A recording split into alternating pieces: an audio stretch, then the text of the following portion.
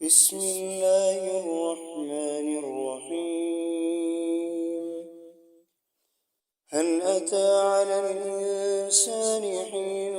من الدهر لم يكن شيئا مذكورا إنا خلقنا الإنسان من نطفة أمشاج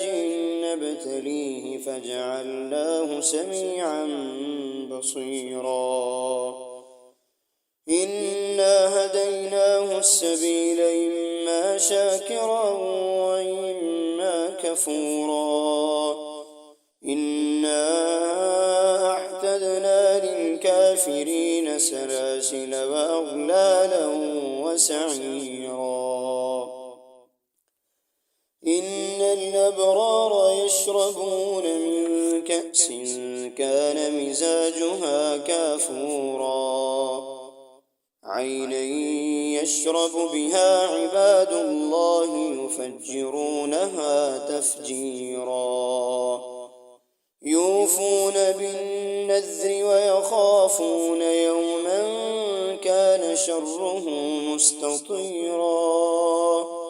ويطعمون الطعام على حبه مسكينا ويتيما واسيرا إنما نطعمكم لوجه الله لا نريد منكم جزاء ولا شكورا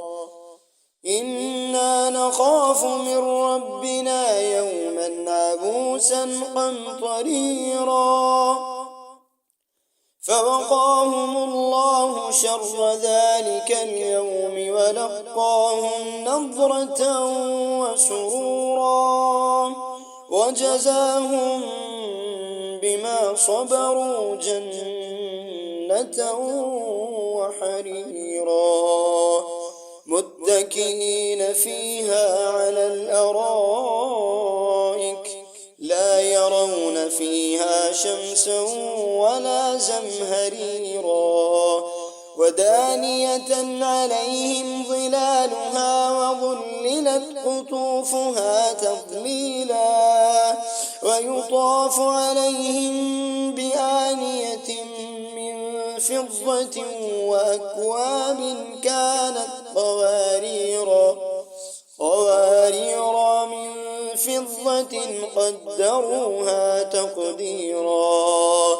ويسقون فيها كأسا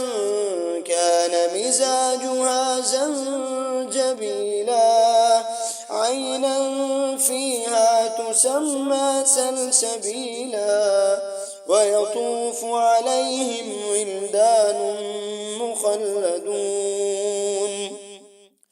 إذا رأيتهم حسبتهم لؤلؤا منثورا وإذا رأيت ثم رأيت نعيما وملكا كبيرا عاليهم ثياب سندس خضر وإستبرق وحلوا أساور من فضة وسقاهم ربهم شرابا طهورا إن هذا كان لكم جزاء وكان سعيكم مشكورا إنا نحن نزلنا عليك القرآن تنزيلا فاصبر لحكم ربك ولا تطع منهم آثما أو كفورا واذكر اسم ربك بكرة وأصيلا ومن الليل فاسجد له وسبحه ليلا طويلا إن هؤلاء يحبون العاجلة ويذرون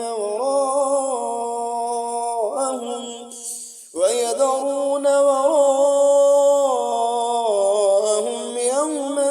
ثقيلا نحن خلقناهم خلقناهم وشددنا أسرهم وإذا شئنا بدلنا أمثالهم تبديلا إن هذه تذكرة فمن شاء اتخذ إلى ربه سبيلا وما تشاءون إلا أن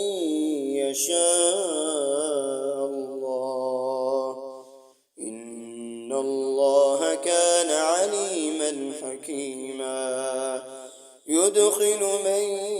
يشاء في رحمته والظالمين أعد لهم عذابا